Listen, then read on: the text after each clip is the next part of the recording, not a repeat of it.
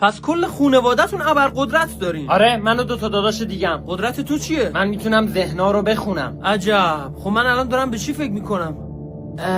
26. خب بذار به یه چیز سخت فکر کنم. قسطنطنیه؟ آره، قسطنطنیه است. پس اینجوری خونده میشه. فکر کردم میتونی ذهن‌ها رو بخونی. آره دقیقاً، من ذهنها رو میخونم مثل یه متن روی یه کاغذ. یعنی چی؟ پس فونتش چیه؟ سایزش چیه؟ اصلا کجا قرار میگیره؟ واسه آروم بابا، من نمیتونم انقدر سریع بخونم.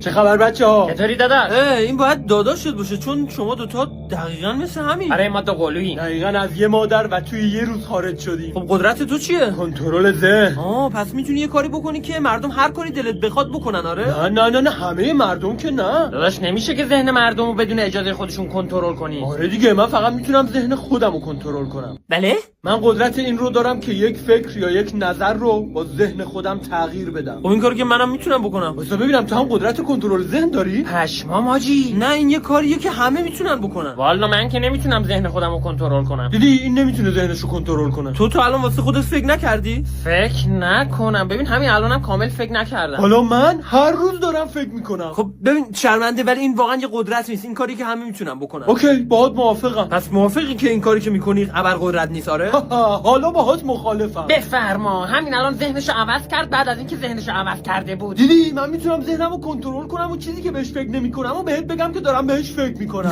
نه ببین این اسمش دروغ گفتنه. من حتی نمیدونم معنی اینی که گفتی چی هست.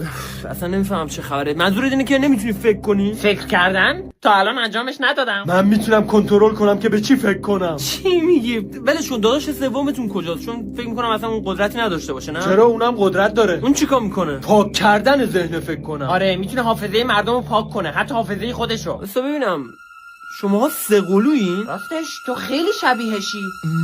واسه ببینم. پشمان بچه‌ها منم.